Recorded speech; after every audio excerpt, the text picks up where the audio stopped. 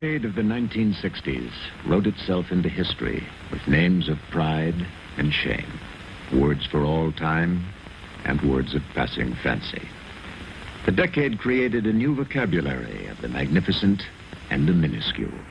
Expo, miniskirts, Koufax, Kennedy, Gagarin, Pope John, John Glenn, Graham, the Beatles, Peace Corps, Clay, Bleiberg, Pope Paul, The Wall, Kosygin, Johnson, Warhol, Streisand, Dope, Black Power, Goldwater, Hippie, Dion, Woodstock, The Pill, James Bond, Tiny Tim, King, Hair, Brandt, Bobby, Wallace, Golda Meir, Ecology, The Supremes, Apollo, DeBakey, Pompidou, Psychedelic, Dubček, Wyeth, Joe Namath, Malcolm X, Armstrong, Nixon, Indira Gandhi, Demonstrations, Lem. But no name, no single word repeated itself as often on the pages of the 1960s and with so much controversy as the name Vietnam.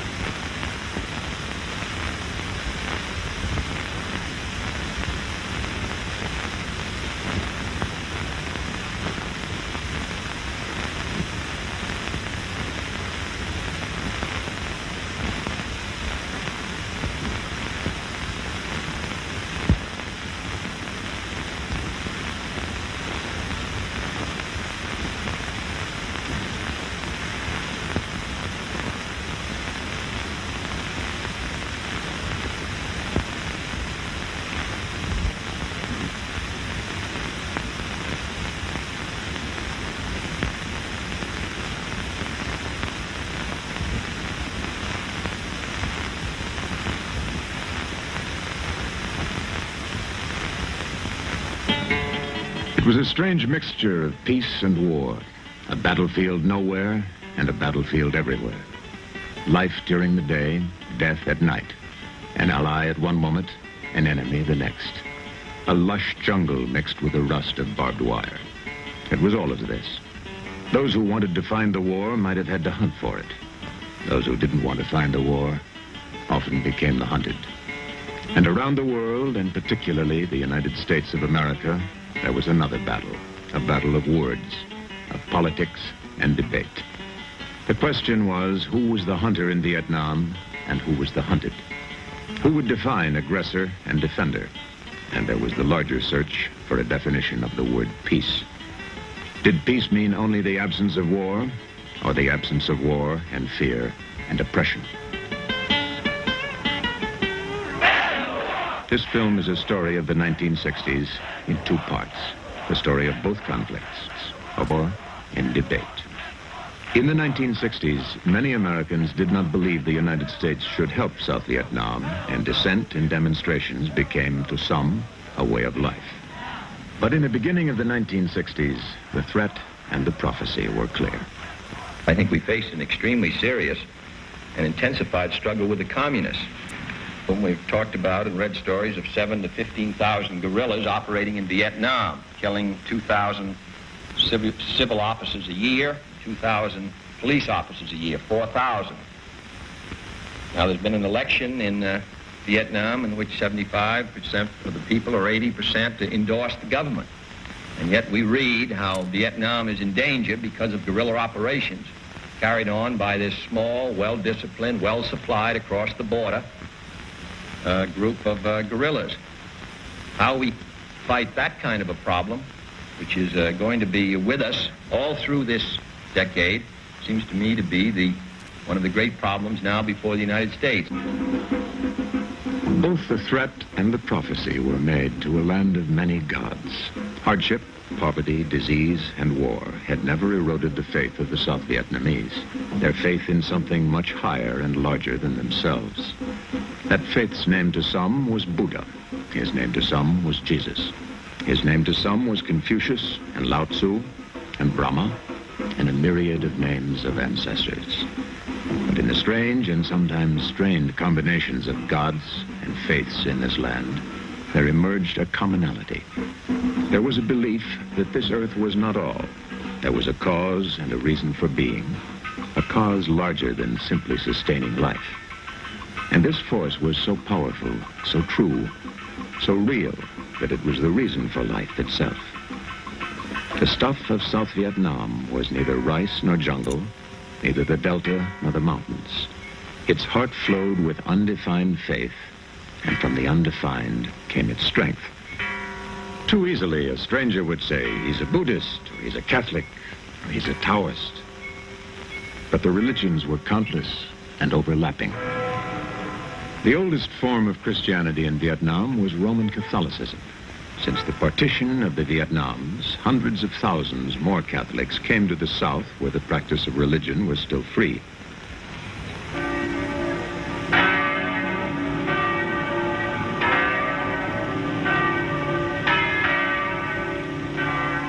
The country was as mixed as its gods and faiths. The urban lives of Saigon, Hue, Dalat, and Da Nang, Nha Trang, and Vung Tau were full of cluttered patterns. Students and merchants and lovers and shoppers met in the splendor of an Asian disorder.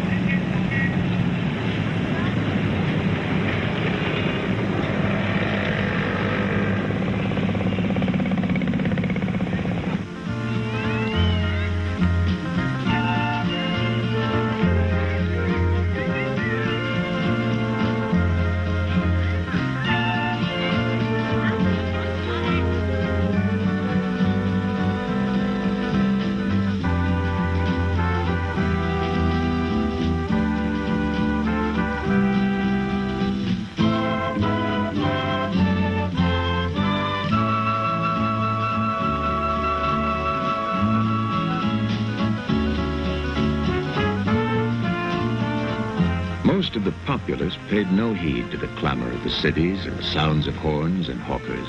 90% lived in the uncluttered fields, where they found in the land an uncommon contentment and an orchestration of their life and religion, of their earth and sky, of their work and love.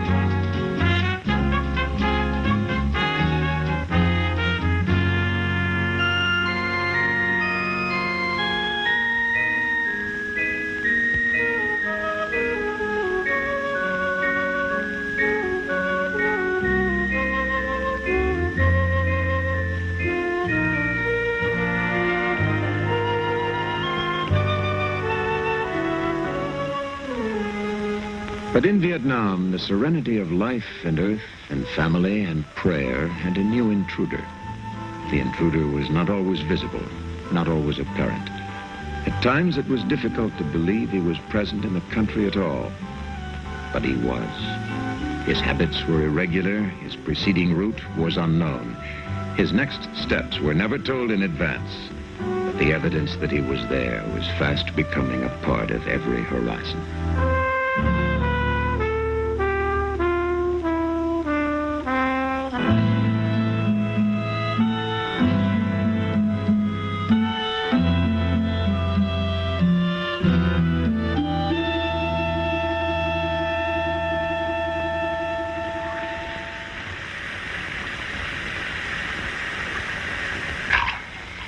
The intruder changed the horizons of rural South Vietnam and the skylines of urban South Vietnam. As 2 million refugees escaped from the north, not only shrines grew in the south, but hospitals as well. For now there was more than the sick to heal. There were hundreds, then thousands of wounded.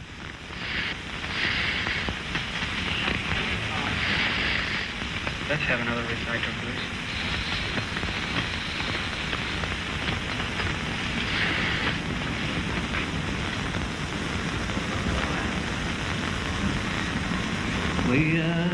Civilians told their stories of grenades and shells and rifle shots from men who came to the villages and massacred most of those who lived there.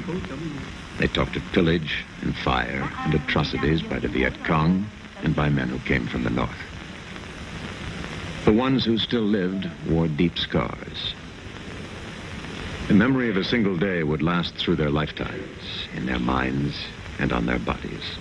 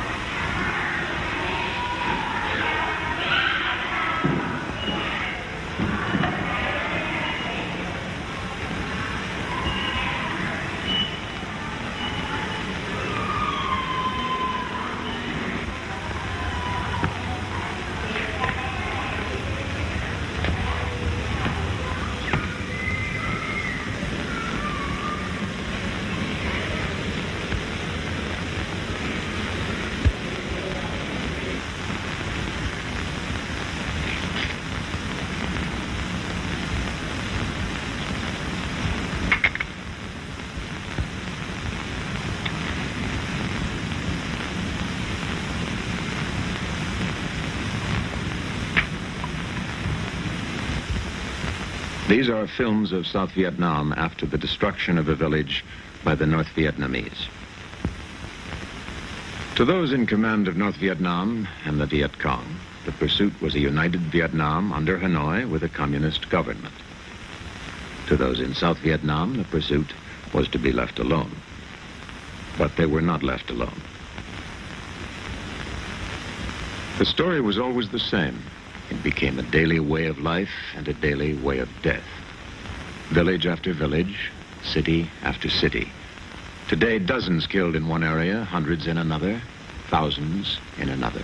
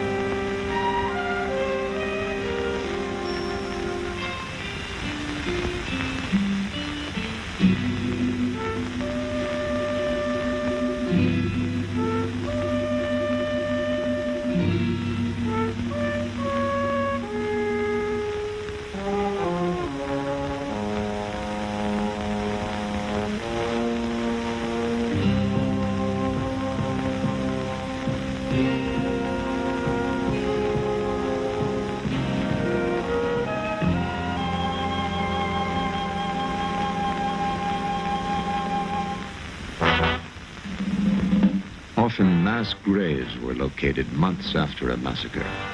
The ones who were previously known only to be missing were found, identified, and buried.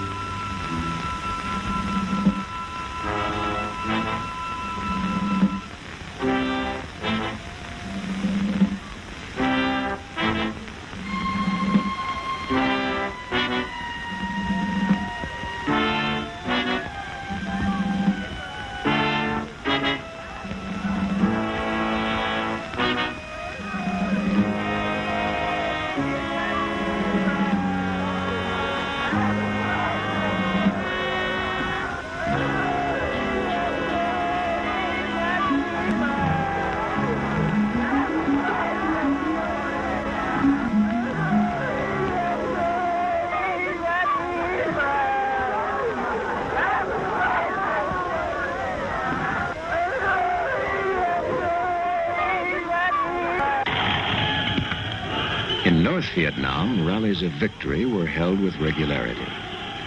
Death and destruction in the villages of South Vietnam were hailed as a liberation.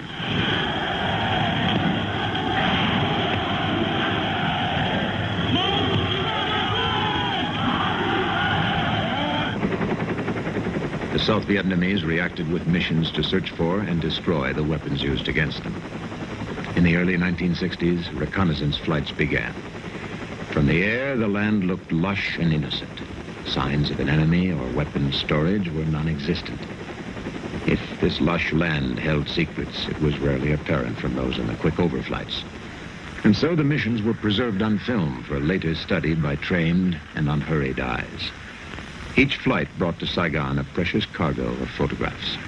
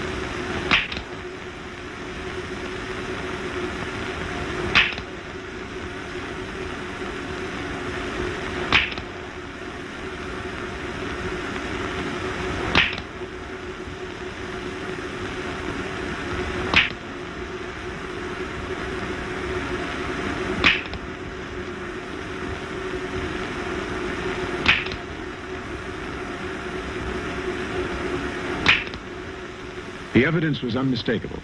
South Vietnam was under threat from external forces, and if it was to stay alive and answer that threat, it would need support.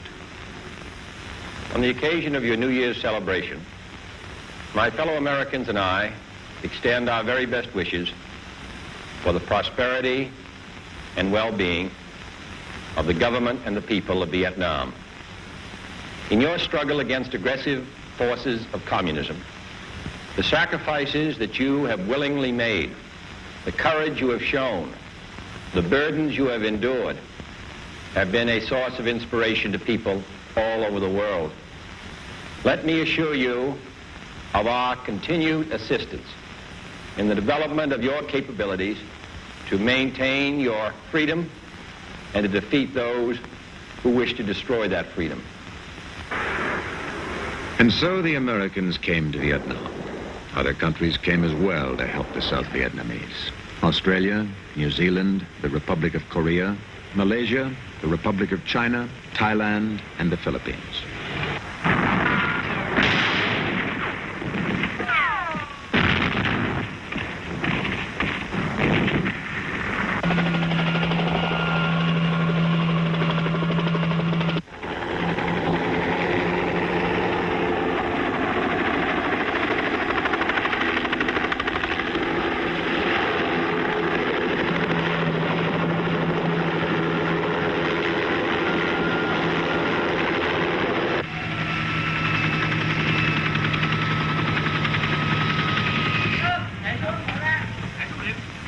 Just beyond the village were the Viet Cong and the North Vietnamese. The civilians of the village were evacuated before the battle that was sure to come.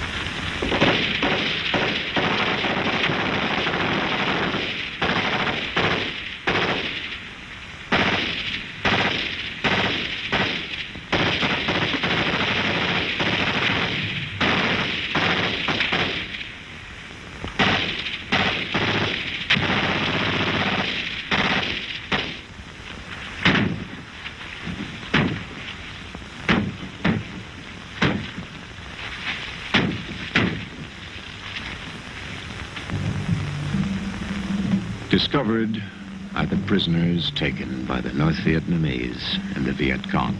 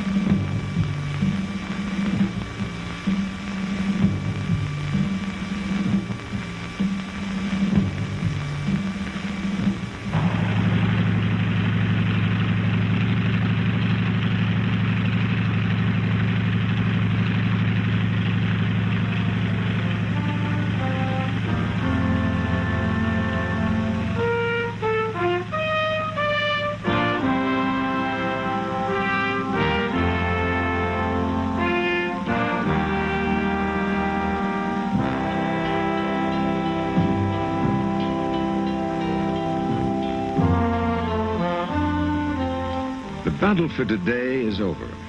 The battle for tomorrow is yet to begin.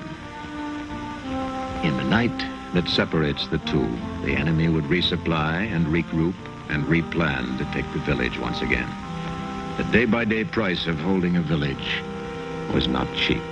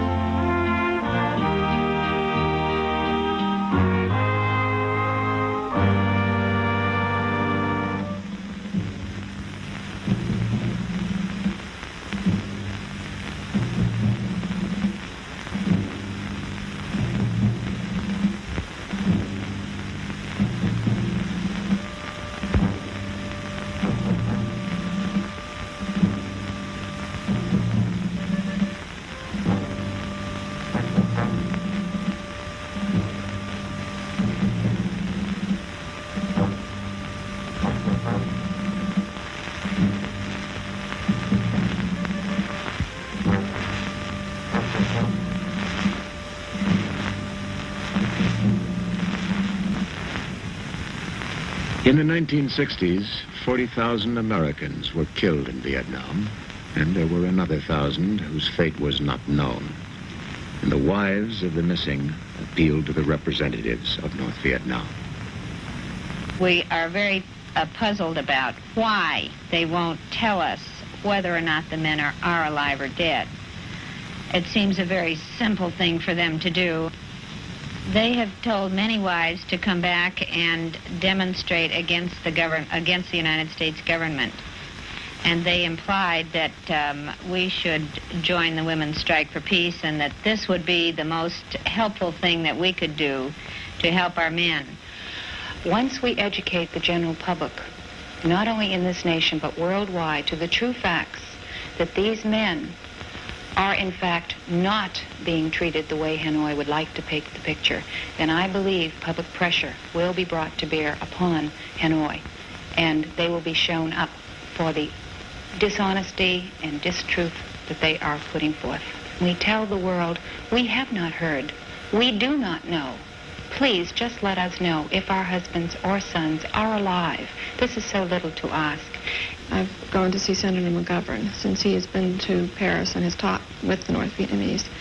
I have written to Secretary General U Thant at the UN, and I have written to Xuan Thuy several times, have not received a reply.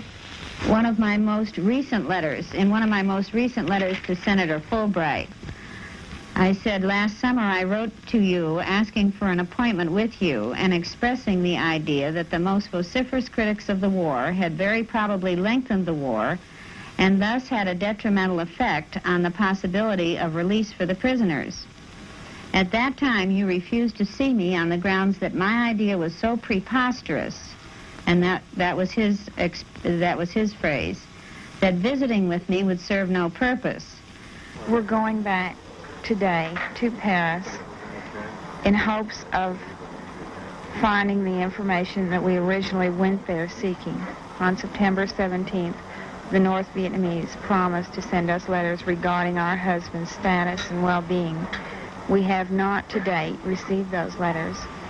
We still want to know about our husbands. We want to know what we can tell our children concerning their fathers. Well, yes. At the beginning, the real rough treatment came at first when they were trying to get military answers from you, and then after that, they tried to force you into appearing before these delegations to say that you had received humane treatment, and they would throw rocks at you and hit you and. One of the little ones came up and hit me in the side of the mouth, and it dislodged a filling. But and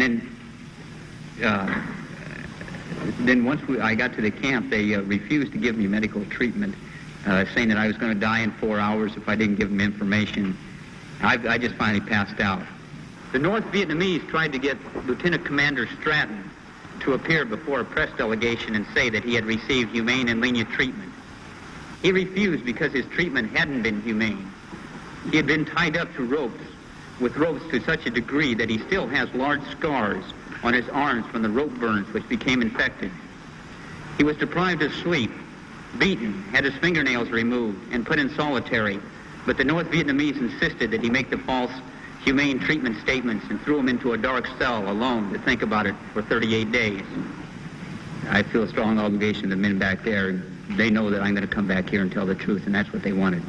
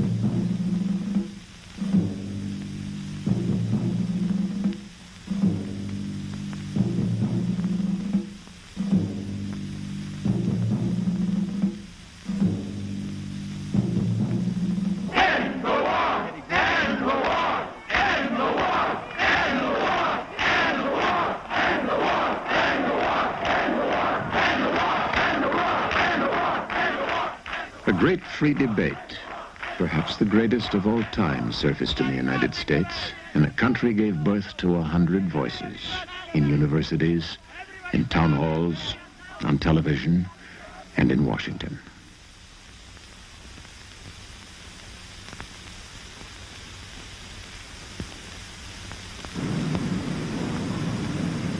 I'm opposed to this war not only because I think it is morally and legally wrong, but because I think it is destroying the good name and the leadership of the United States. Furthermore, I believe that the war is militarily unwinnable. If we should succeed in bombing Vietnam to rubble, we will only find ourselves up against the Chinese. But what I could do with is more compassion and more sympathy with those tens of thousands of civilians in South Vietnam who have been killed and kidnapped by the Viet Cong and North Vietnamese forces as a matter of deliberate policy. And the far larger tens of thousands of South Vietnamese military who've been killed and wounded simply because North Vietnam is trying to seize South Vietnam by force. I lost a really dear friend over there, and all of a sudden it brought it home to me. And I began wondering, what are we doing over there? Is this what honor is all about? Is it worth it? And I don't think it is. All of us tend to place a greater value on our own people. But can you really draw a line as to whether it's worth one American life if that, by saving that American life, you subject probably thousands of Vietnamese to death? Human life is human life. We believe that this war is illegal from every point of view, completely immoral, and I would like to add for myself that it's detrimental to the best interests of the United States. How do you feel about all the charges that America's immoral and wrong in this war? I feel they're false because I fought over myself, and I've seen it. Most of these people making these statements haven't been overseas in Vietnam. And if they could go over there and see what's going on, I think they'd think it was just war. And we just cannot now dishonor our word or abandon our commitment or leave those who believed us and who trusted us to the terror and repression and murder that would follow. I don't think there's any evidence, any real reason to believe that that kind of mass execution would take place. The very fact that practically 2 million of the North Vietnamese fled to South Vietnam to escape the communist regime is an indication of that this government did not represent the will of the people.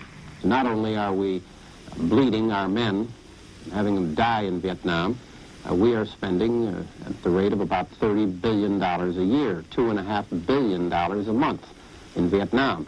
Now that's more than we spend on our entire housing program. It's more than we spend on our entire poverty program in a year. And this money must be diverted back to our domestic needs, and we must end this futile war, immoral war. The Vietnamese have resisted the invasion of any and all outsiders, the French, the Japanese, and now the Americans.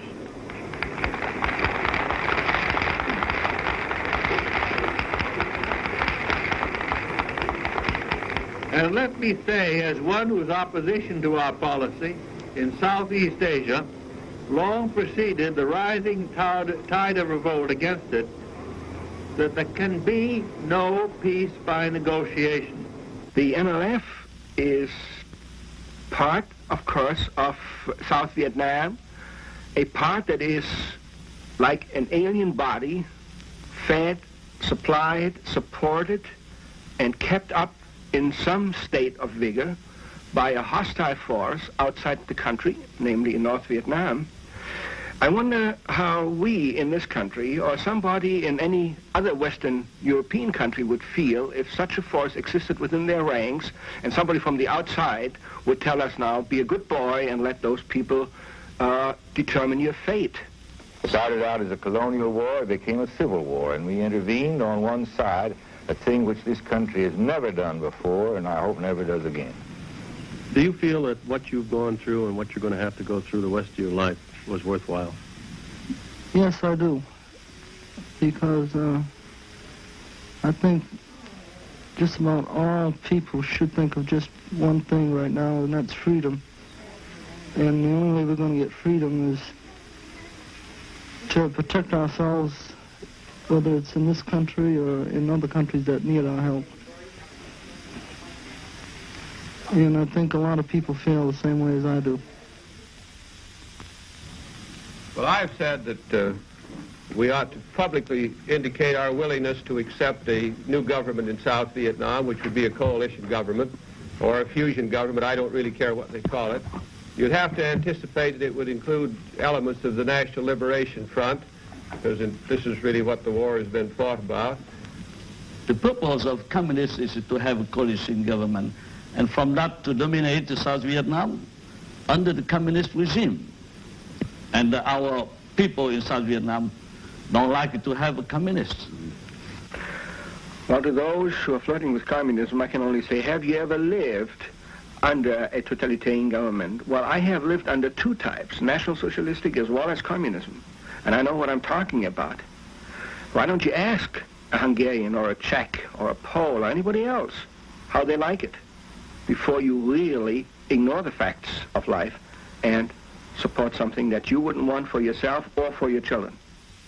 If we cease bombing, we are, in a sense, not knuckling under, but calling the bluff of other governments who have said that this is the key, and confront them with the responsibility of following through with the imperative logic of their pronouncements in this respect.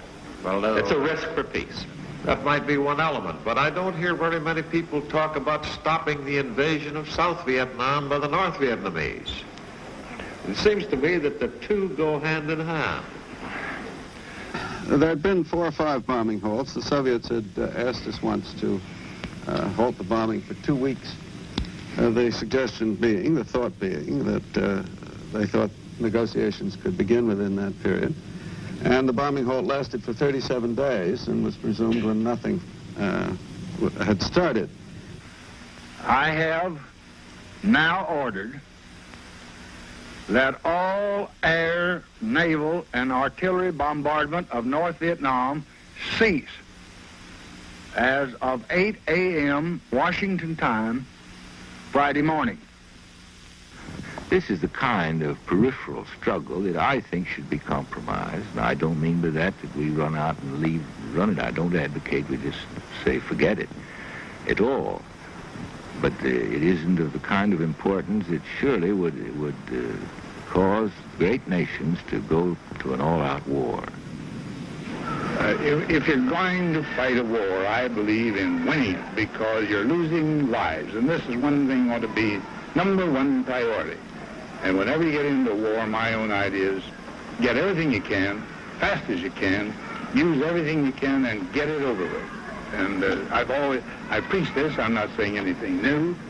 Until the president stands up and says, we're bringing all of the troops home as quickly as we can bring them home, we're bringing them home now, I think the anti-war sentiment in the country will continue to grow.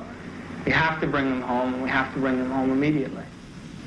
That ending the conflict is not so simple as just calling it off and coming home, because the price for that kind of peace could be 1,000 years of darkness for generations yet unborn. You don't think there should be a demonstration against the war? Do you think it does any good? That might hurry up the withdrawal? No, I don't think it will hurry up anything. It might delay it. Oh, do you have any children? Yes, I have 3 boys. Any of them old enough to take part? One will be 18 next month. Last spring, Jerry Grossman, a Boston businessman, who is the president of Massachusetts Peace Action Council, suggested that it might be possible to begin to put together an effort across the country to take time away from regular activities and instead devote those days to working against the war. A lot of Americans are against war, but a lot of them that are against it don't really know everything about it, and they half know about it, and they don't really try to understand. They don't know the Vietnamese people, and they don't know the situation between the South and the North. That's their objective. It's not peace. They know they are not become stronger, but they believe in you. You become weaker and weaker. Most of what you read is made of lies. But speaking what you want, ain't it everybody's thought to wake up in the morning when we rise? Can you imagine a protester in Hanoi, how far he'd get if he wanted to protest North Vietnam sending troops into South Vietnam or into Laos or Cambodia? He'd end up in a jug. Have the authorities taken any action against you because of burning your card in Central Park in New York? None whatsoever. How do you feel about those who say that you're delaying the war, continuing the war, that prolonging it with this kind of action? We want the war to stop, and we feel the best way for the war to stop is for the United States to get out of Vietnam. The moratorium probably militates against the possibility of getting a satisfactory negotiated settlement from Vietnam, from North Vietnam, because it encourages them not to negotiate. End the war!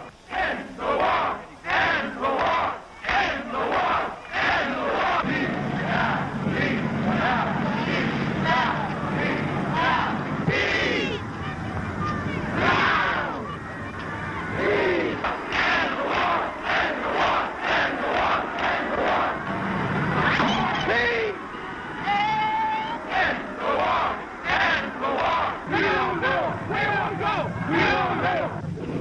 You stupid idiots, you know. What's your name, sir?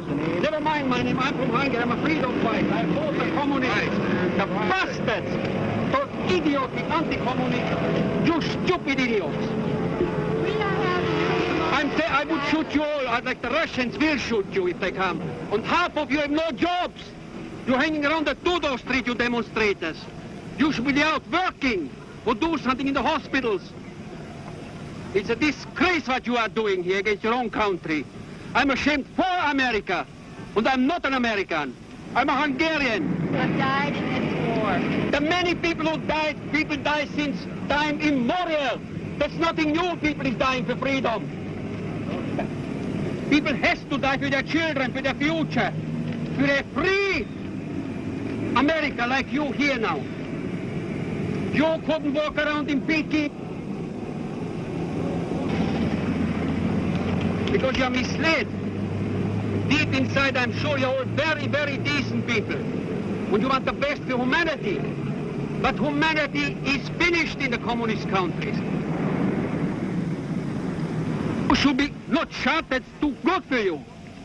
Do you know what it means having communists go to Hungary, to Czechoslovakia, go to East? Don't laugh so idiotically on the back. Don't run away now. You should listen to that. Stupid idiots. The people here is fighting for freedom. Every coolie here is a hero.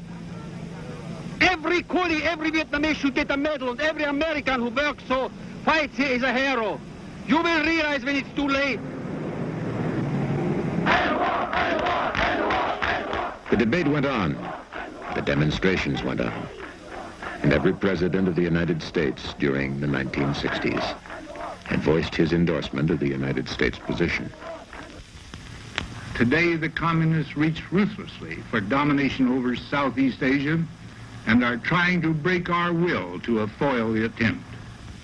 The use which the communists make of democracy, and then when they seize power, the effectiveness with which they manage the police apparatus so that dissent cannot arise, and so that the people can no longer express their will, the liquidation by gunfire of the opposition or by forcing them out of the country to be refugees. This suggests the kind of problem which we're going to have in this decade. And in my judgment, it's an extremely difficult matter for the free nations to deal with. But I must say that it's a matter to which we must address all of our energy and all of our attention. This nation will keep its commitments from South Vietnam to West Berlin. Since I took office as president, no single question has occupied so much of my time and energy as the search for an end to the war in Vietnam. An end fair to the people of South Vietnam, fair to the people of North Vietnam, and fair to those others who would be affected by the outcome. both in public and at the Paris talks, we've offered a number of proposals which would bring peace and provide self-determination. And we're ready to consider any other proposals that have the same objective. Many urge that if only we halted our bombing of the North, peace would follow. Nearly a year has passed since the bombing of the North was halted. 3 months have passed since we began the process of troop replacement, signaling both our own genuine desire for a settlement and the increased readiness of the South Vietnamese to manage their own defense. As I announced on Tuesday, by December 15th, our troop strength in Vietnam will have been reduced by a minimum of 60,000 men. On September 2nd, 1969, North Vietnam's chief negotiator in Paris said that if the United States committed itself to the principle of totally withdrawing its forces from South Vietnam, and if it withdrew a significant number of troops, Hanoi would take this into account. I repeat here today what I said in my speech of May 14, that we are prepared to withdraw all of our forces from South Vietnam. And the replacement of 60,000 troops is a significant step. The time has come for the other side to respond to these initiatives. The time has come for peace. We in the United States want to end this war, and we are ready to take every reasonable step to achieve that goal. But let there be no question on this one fundamental point. In good conscience, we cannot, in the long-term interests of peace, we will not accept a settlement that would arbitrarily dictate the political future of South Vietnam and deny to the people of South Vietnam the basic right to determine their own future free of any outside interference.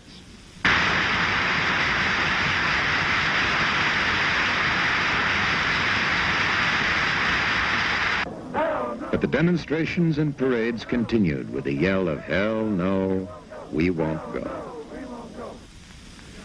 In South Vietnam, there were other parades where cries of hell no, we won't go were non-existent. For without defense, their families and country would live no more.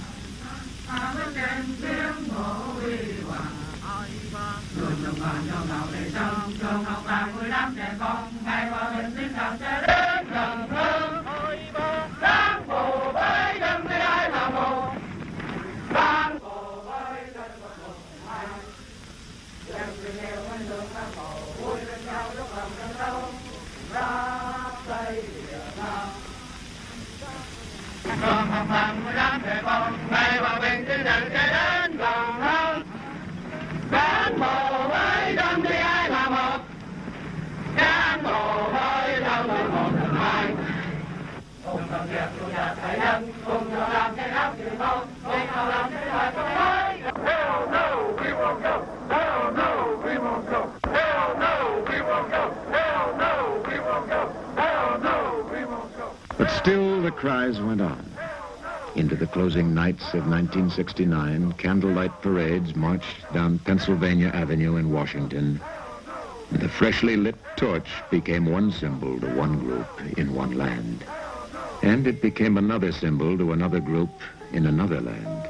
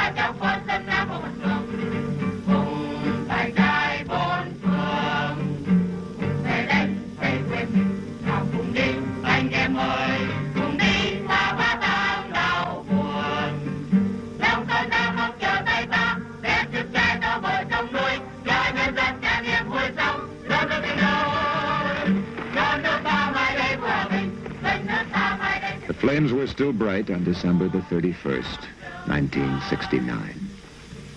Whether that fire would be a permanent light of freedom or would be extinguished was not to be known within the decade. The United States had given lives and treasure and prestige to buy time for the South Vietnamese to face alone what had to be faced. In the last year of the 60s, the troops of the United States were leaving behind trained and equipped South Vietnamese to defend their destiny. For the guns of the North within the South were not silent. Though the decade was done, the struggle of the South Vietnamese to be free was still unfinished.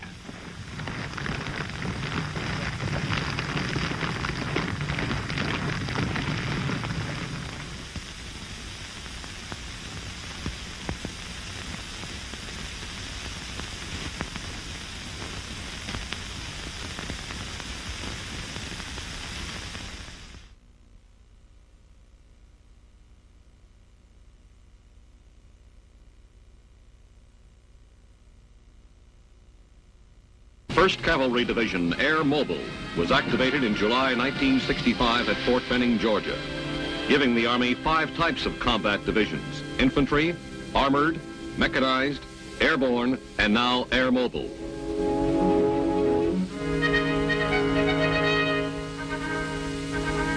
In September of 1965, the 1st Cavalry Division Air Mobile was deployed to Vietnam.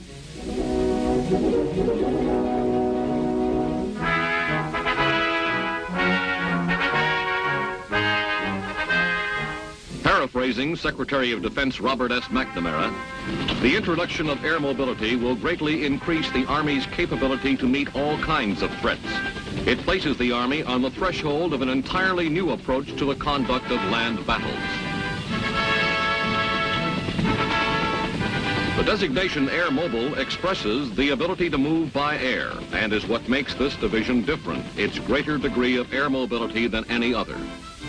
Many of these men of the 1st Cavalry Air Mobile are the same men who participated in developing the techniques of an air mobile division.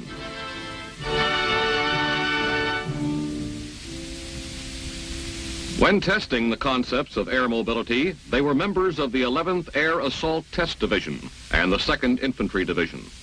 The last test in which they participated, and which proved that air mobility on a division scale was practicable, took place in the Carolina Maneuver Area in November of 1964. The Tactical Operations Center is the heart of the division's command and control capability. The tempo and great distances characteristic of air mobile operations demand flexible and continuous communication with fast-moving combat units. This results in a heavy reliance on voice radio for communications.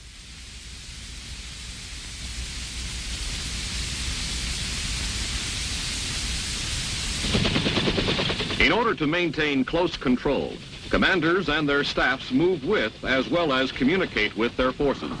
An aerial operations center allows a commander to accompany his units into the heat of battle.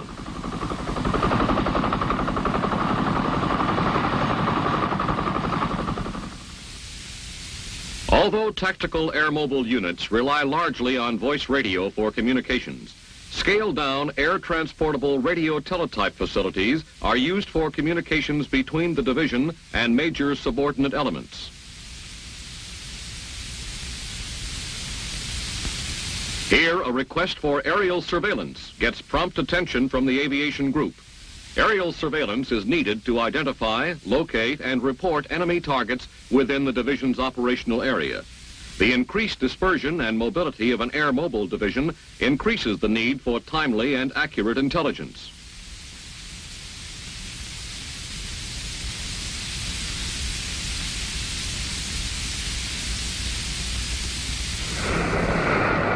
To produce that intelligence, the aviation group relies largely on visual and photographic acquisition of targets. Various Mohawks, however, are also equipped with side-looking airborne radar, with strobe units for night photography, and with infrared devices.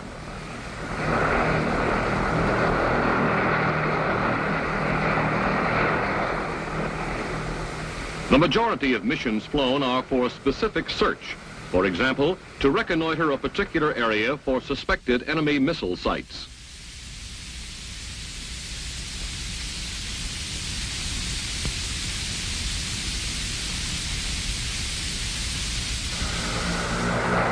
Mission completed. The Mohawk returns home with critical photographic information that will soon be available to headquarters.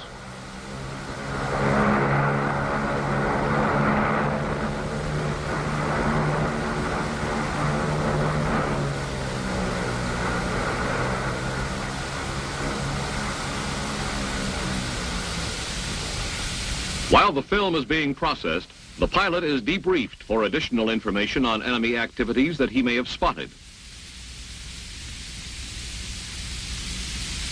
Within the division, imagery interpretation experts pinpoint the location and nature of enemy positions.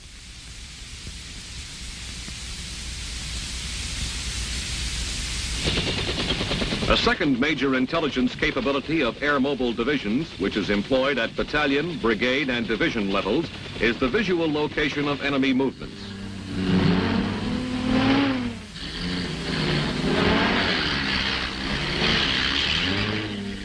Reconnaissance patrols, slipped past enemy lines and landed by helicopter, also contribute significant intelligence on enemy activities.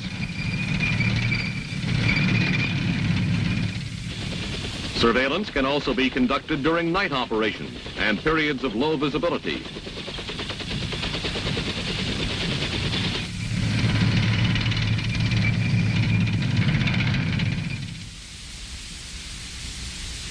Weather service is usually furnished to the air mobile units by the Air Force, as directed by joint procedures.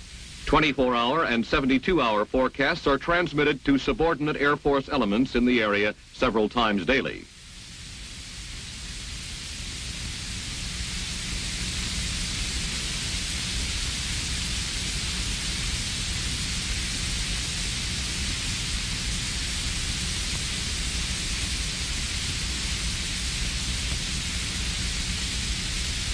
These outlooks, together with local observations at division base, are incorporated into intelligence summaries provided the division staff 4 times daily. During instrument flight conditions, air traffic control elements provide en route navigation and regulation assistance around the clock. As with any division, the commander is responsible for proper use of his airspace, but with air mobile units, coordination becomes more demanding. The movements of helicopter formations and surveillance aircraft within the combat zone are planned by individual headquarters and by tactical operations centers. Guidance devices range from radar, landing point lights, panels emplaced by pathfinders, and radio communications. All these devices may be used in one hastily set up forward area, such as this helicopter refueling pad, where traffic, however brief, is assuredly heavy.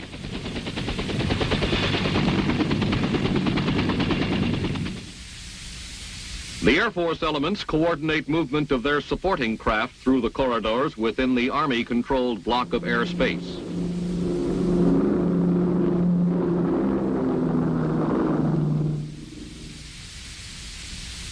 The tests show that Army air traffic regulation systems are sound, practicable, capable of moving large numbers of aircraft, and are compatible with other services.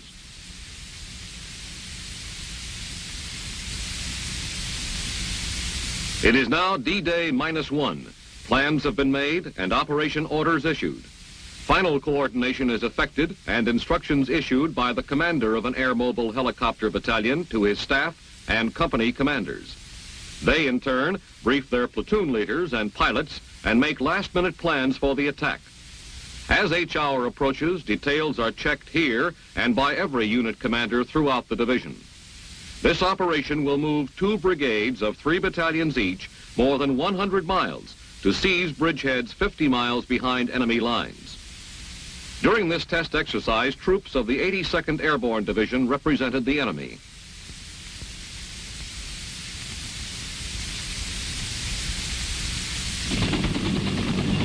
D-Day. Assault helicopters arrive in their pre-designated pickup zones. Troops are loaded, and within less than an hour they will be on their objectives, disrupting enemy supply and communications lines and closing his escape routes. We have seen that the Air Mobile Division has excellent capabilities for intelligence and control, two ingredients essential for success on the battlefield.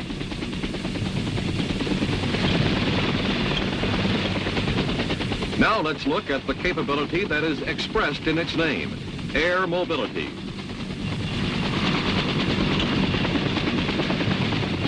By using only its organic aircraft, the Air Mobile Division can airlift simultaneously 1/3 of its combat assault elements, giving it mobility unequaled by any other unit.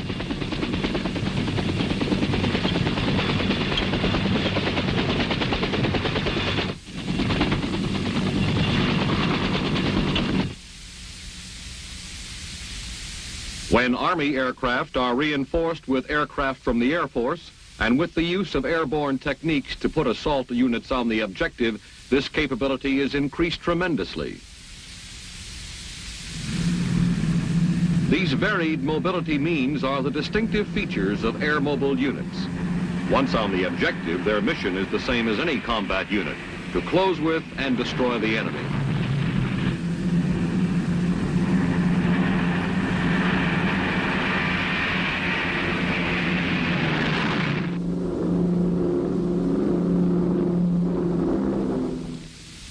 The backbone of the division's ground-based artillery is provided by 3 105 howitzer battalions. The lightweight howitzer is sling-lifted by UH-1D helicopters, familiarly called Huey, or internally loaded in CH-47 Chinooks. The howitzers are employed in roles similar to any division artillery. Displacement may precede, follow, or accompany the main body of the supported force.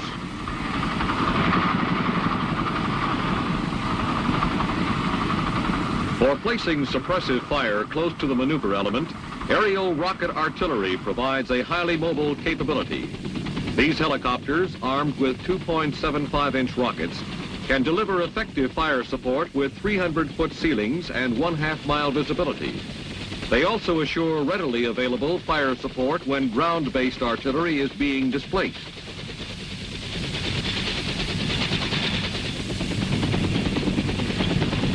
The displacement of ground-based artillery units is rapid, with the weapon seldom out of action for more than 28 minutes. Pre-planned night displacement of artillery batteries, when supported by pathfinders, can be accomplished as well and as rapidly as during daylight. With this mobility, howitzer battalions are able to provide continuous fire support to supported brigades.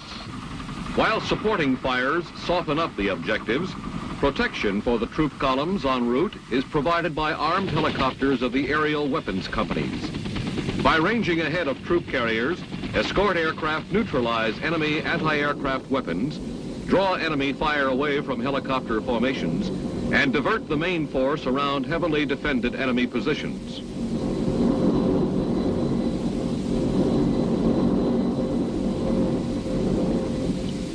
Original concern about the possible vulnerability of helicopter formations to ground fire has been eased by experience in Vietnam.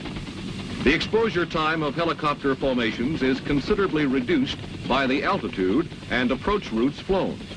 The nap of the earth technique, flying only a few feet above treetops or behind tree lines, gives an enemy only seconds to react before the craft disappears from view. This same technique also makes detection of helicopter formations by high-performance aircraft extremely difficult. Tests have shown that the average formation can be heard only 32 seconds before it comes into sight and is in view only 50 seconds before touchdown. Within 35 to 80 seconds after touchdown, the last aircraft departs the area. Also, normal noise levels associated with combat units, especially armor, limit an enemy's ability to hear aircraft approaching. In one sense, however, exposure of helicopter formations can even be turned into an asset. An enemy hearing helicopters or observing apparent troop landings in several different directions has no way of knowing where the main force is without sending out patrols. He must fragment his unit to prepare for all eventualities. This capability for deception and surprise can be fully exploited during combat operations.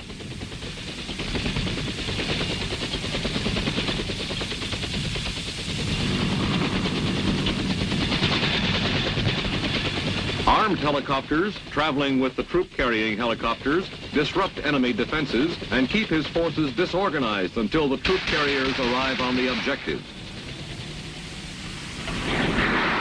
As air mobile operations frequently take units beyond the range of core artillery, a greater requirement is placed on the Air Force to provide close air support.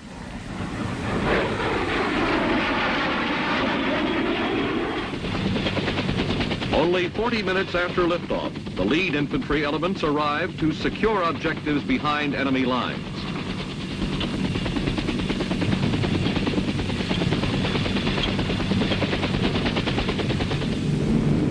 As the brigade attack gains momentum, additional units arrive as reinforcements and to seize other objectives.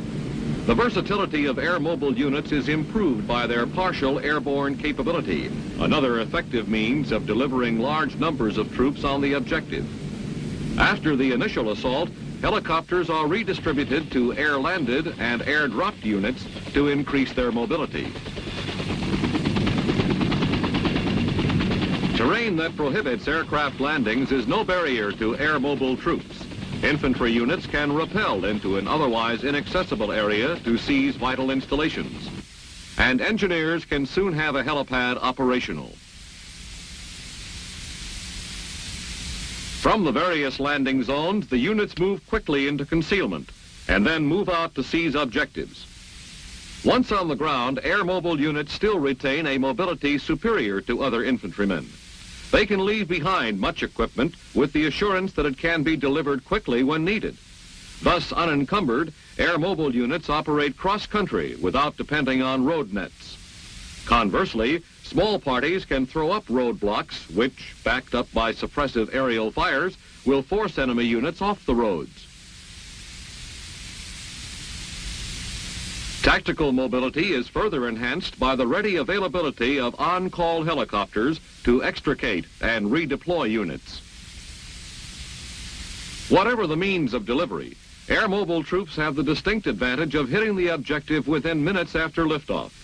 Not fatigued by a long or time-consuming ground march, they arrive fresh and ready to engage the enemy.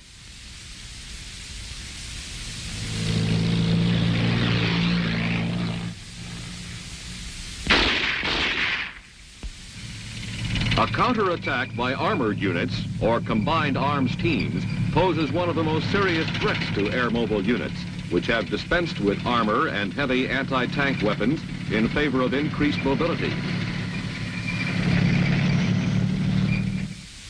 Air mobile units, however, retain effective anti-tank defenses. Organic weapons, such as the Law or the 90mm recoilless rifle, back up the rapid construction of tank obstacles. More importantly, bridges or crossings over natural obstacles, such as rivers, can be seized and destroyed by air mobile units, eliminating an enemy's attack or escape routes.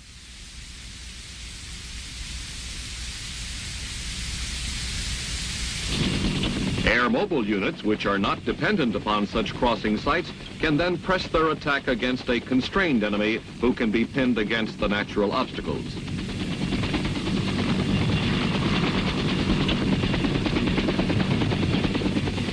An additional anti-tank capability is provided by the air cavalry's effectiveness in locating and reporting potential threats by enemy armor. This, coupled with the quick response time of armed helicopters, usually allows the employment of aerial anti-tank weapons against the enemy tank columns before they close with air-mobile ground forces. Organic aerial anti-tank weapons, such as the SS-11 missile, which can penetrate any known enemy tank, provide a satisfactory screen for air mobile units against enemy armor.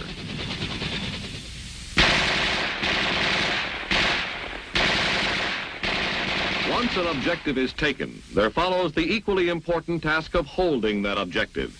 This means sustaining operations over an extended period of time in hostile territory without an unacceptable reduction in maneuver, firepower, and logistical support. Such routine functions as the evacuation of prisoners of war and wounded personnel become especially critical with air mobile units. The capacity of helicopters is limited, and large numbers of evacuees with the resulting diversion of manpower and aircraft from other functions could have serious repercussions. This is largely solved by rushing evacuees to central locations by helicopter. From there, they are backhauled by support aircraft returning empty from supply missions.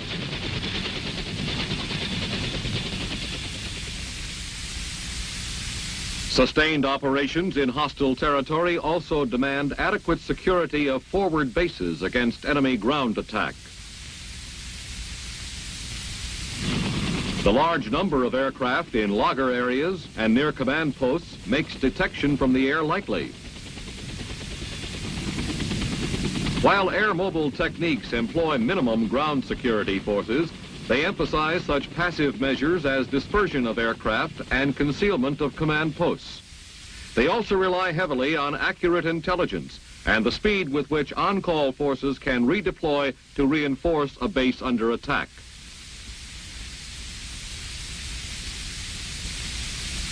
Perhaps no mission within an air mobile division is more critical to sustained success than adequate resupply.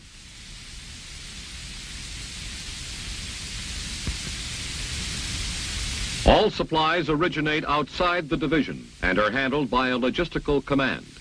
Once received by the Air Mobile Division, they are redistributed within the division by the support command.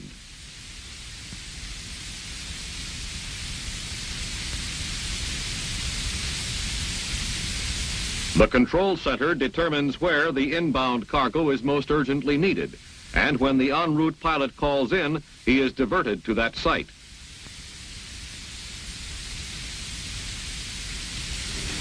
POL requirements are a major concern to a division that moves fast, far, and travels by air.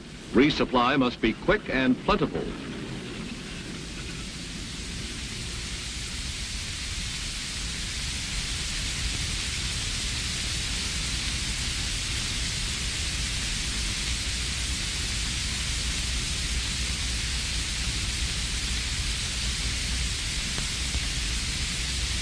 This 500-gallon rubber fuel container helps do the job. These drums can be carried by helicopters or pulled behind light vehicles over rough terrain. The ordinary challenges of resupply are further magnified in an air mobile division by the requirement for minimum stockages in forward areas. Air mobile units must travel light and cannot be burdened with supplies beyond their immediate needs. To cope with that problem, small mixed loads of supplies are tailored, pre-palletized, and coded to meet the expected requirements of specific tactical units. Also, supplies are put through directly to the using unit whenever possible to cut down on time and man hours.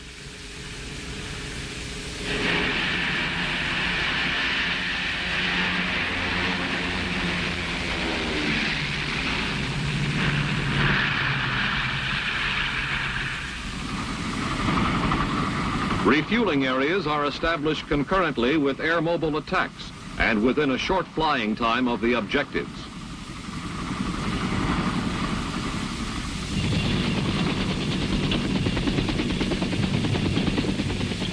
With this combination of coordination and mobility, a barren clearing in the woods is transformed within an hour's time into a din of activity as helicopters, which had just discharged combat troops on objectives, rush in to refuel and then stand by in logger areas for redeployment. Unlike POL, the requirements for rations within an air mobile division are no greater than in standard units, but they are requirements that must be met nevertheless. Both helicopters and organic ground vehicles are used to distribute rations to and within forward areas.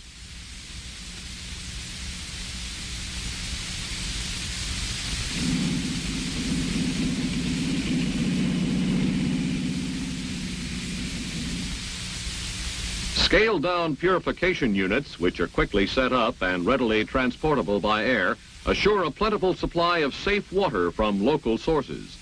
These lightweight luggage jugs are a non-standard item used by air mobile units.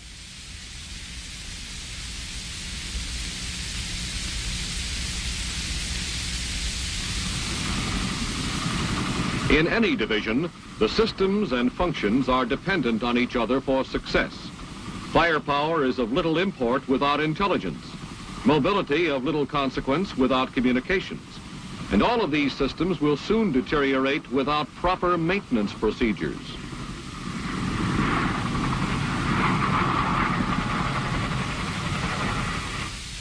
The normal problems associated with aircraft maintenance become potential disasters for a unit requiring high utilization of large numbers of different types of aircraft. To cope with these problems, basic Army maintenance concepts have been modified for the Air Mobile Division. Aircraft maintenance skills at organizational level have been raised. On-the-spot repair and rapid parts resupply are emphasized. At organizational level, aircraft maintenance is limited to repairs that can be completed in no more than 4 hours.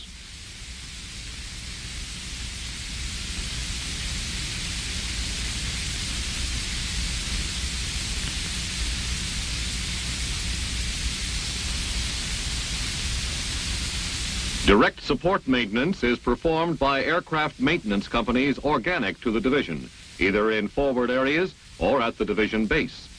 Direct support maintenance is limited to repairs that can be completed in 72 hours. With comparable skills at all division levels, ability to do the job within the time required, not the nature of the maintenance, becomes the determining factor.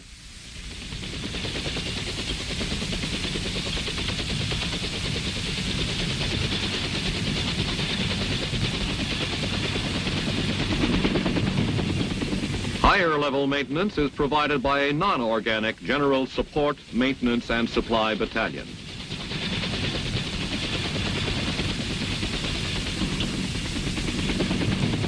The air mobile concept has been proven in test.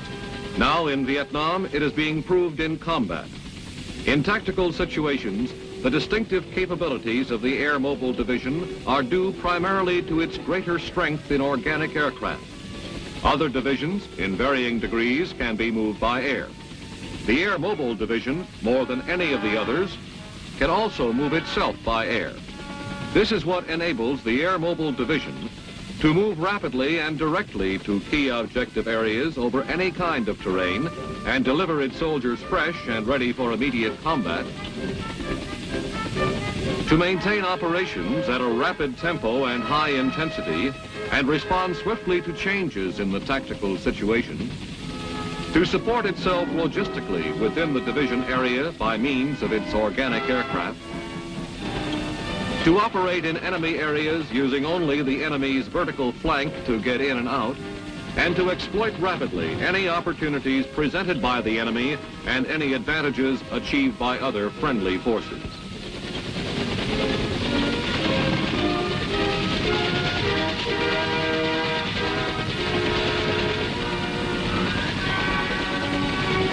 These capabilities would be highly valued in any kind of land warfare. They are particularly desirable for operations against guerrilla forces, including conventional military units that employ guerrilla methods. This is why the 1st Cavalry Division Air Mobile was deployed to South Vietnam soon after it was activated.